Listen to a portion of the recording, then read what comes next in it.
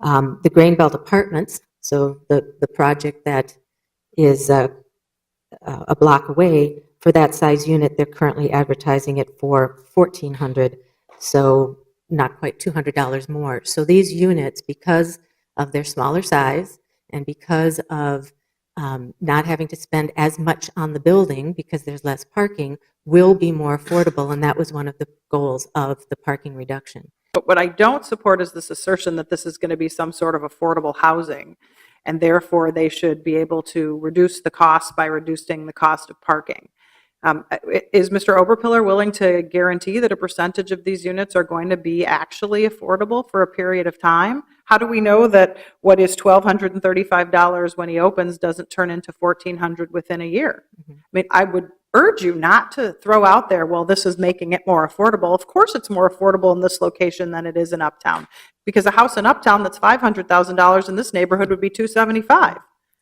So I get offended when you suggest that he should save money because these units are more affordable and he shouldn't have to put in the parking because it will cost more, it will help him keep down rents, when there's no promise or commitment to make any of this housing affordable at all, correct?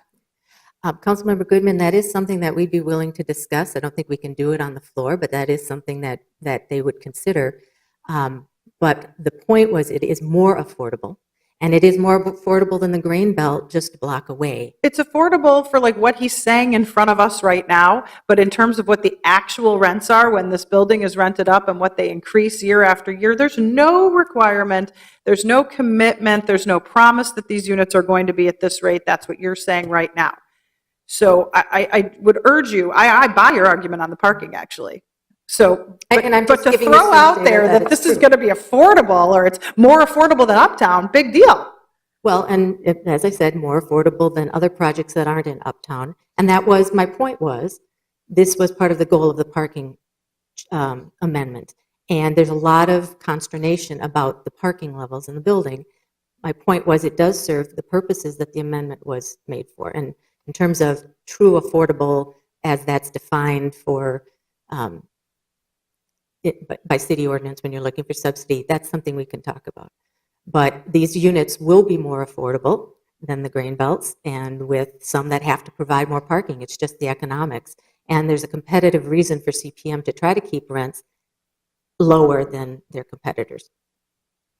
If they can. I would throw around affordable only if you're willing to commit to it. So if Mr. Oberpiller is willing to get up here and say, yep, right now I'll commit to 20% of the units being affordable at 60% of the Metro-wide median, then that's something to chew on in terms of whether or not he needs the extra density. Well, you can, Councilmember Goodman, the point is they're exceeding the minimum parking requirement, and that is an ordinance. Yep, I bought that argument 10 minutes ago. I wouldn't have brought up the affordable argument if I were you, if you couldn't actually follow through on it. I already buy the argument and support the point that you should have less parking if you're close to transit. I would have left it at that and not suggest that this would be affordable. All right.